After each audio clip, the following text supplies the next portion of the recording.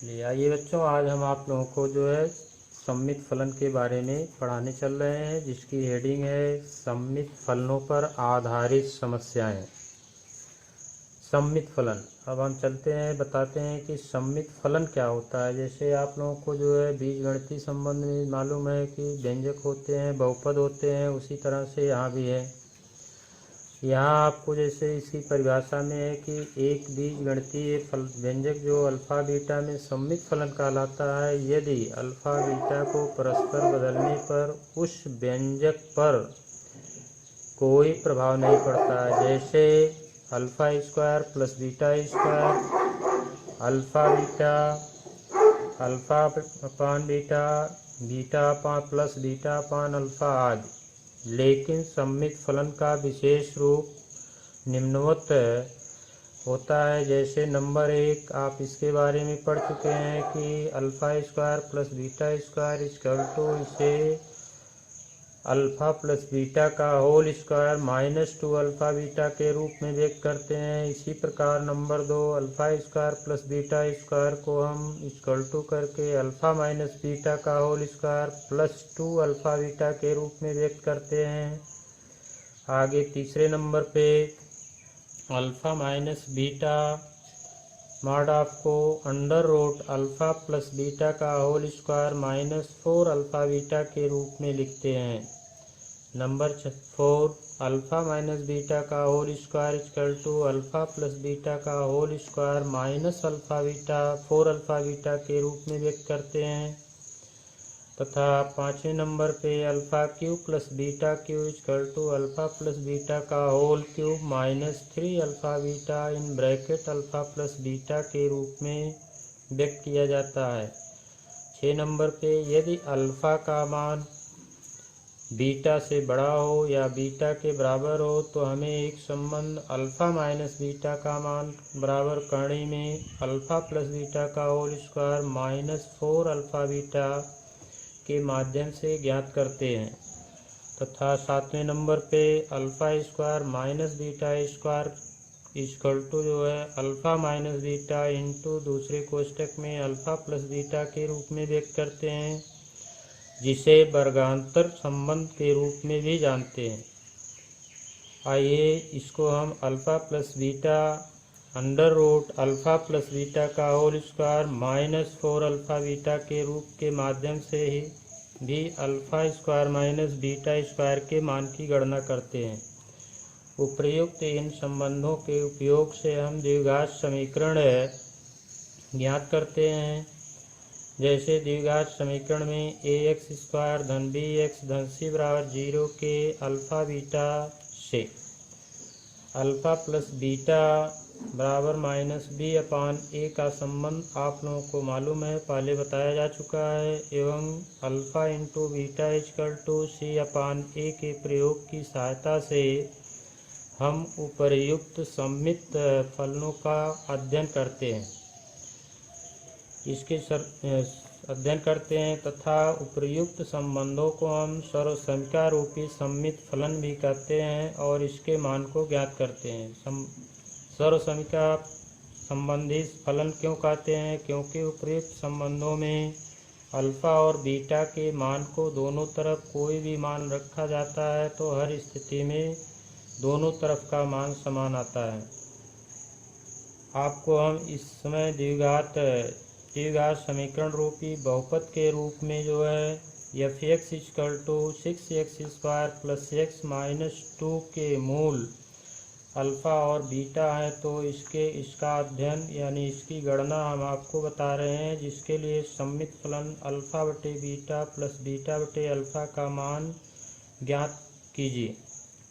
आइए देखिए, उपर्युक्त संबंध फलन रूपी संबंध द्विघात बहुपद f(x) 6x² + x - 2 को व्यापक द्विघात बहुपद ax² + bx + c से तुलना करने पर हमें क्या मिलता है? a = 6 मिलता है, b = 1 मिलता है तथा c = -2 मिलता है।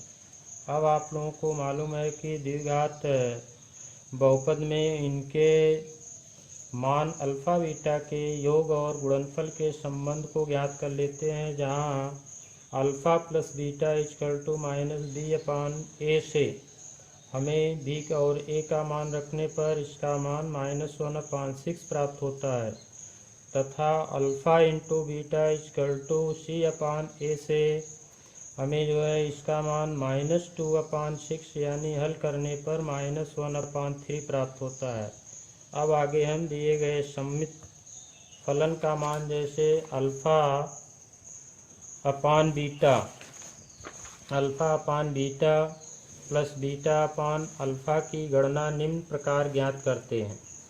Alpha upon beta plus beta upon alpha equal to को सरल करने पर alpha square plus beta square बटे अल्फ़ा इंटू बीटा के रूप में लिखते हैं, जिसमें alpha square plus beta square का मान अल्फ़ा प्लस बीटा का होल स्क्वायर -2 अल्फ़ा बीटा सर्वसंख्या संबंध के माध्यम से रखते हैं।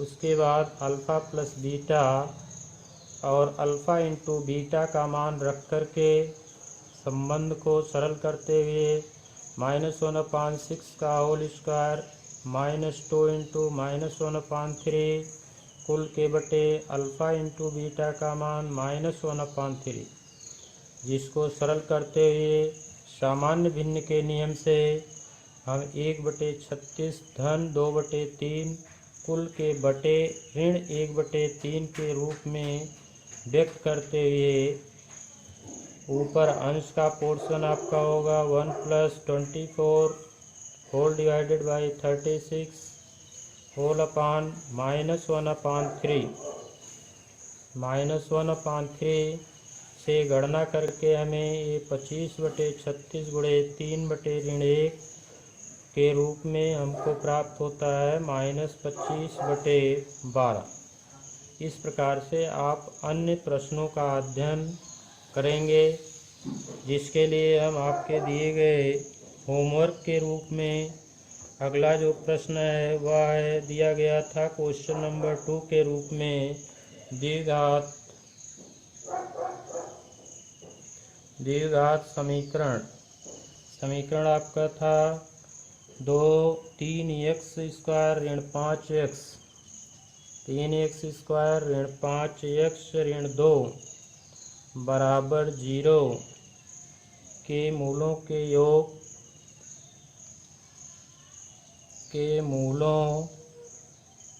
योग एवं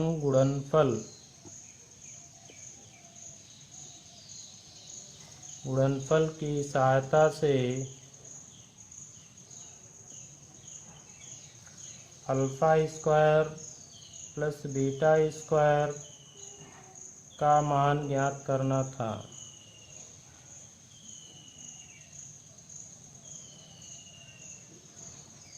अतः दिए गए संबंध से alpha plus beta equal to -5/3 यानी ये आपको मिलेगा 5/3 और alpha into beta equal to -2/3 प्राप्त होता है, जिसके माध्यम से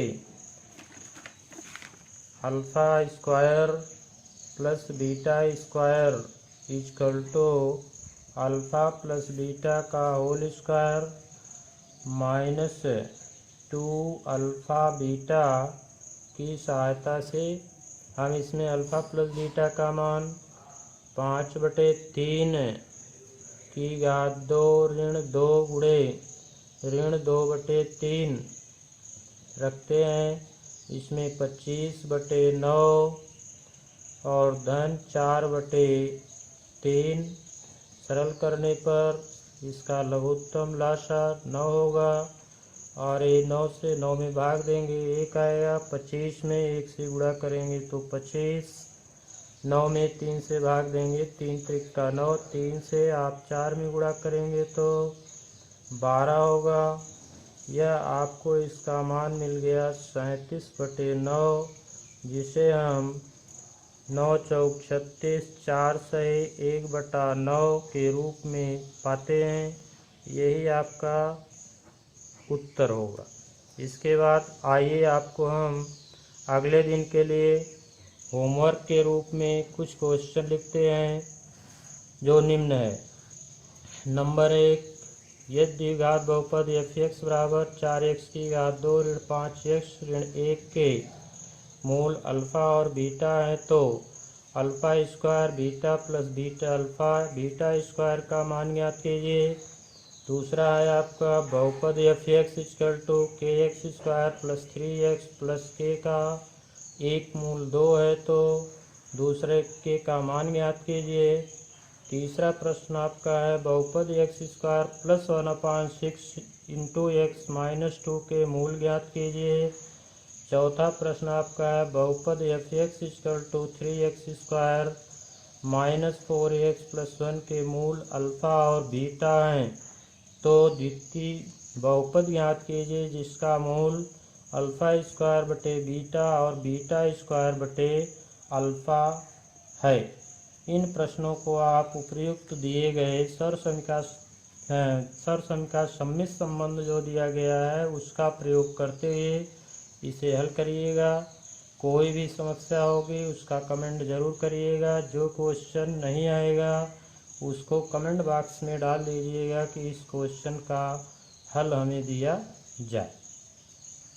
ठीक।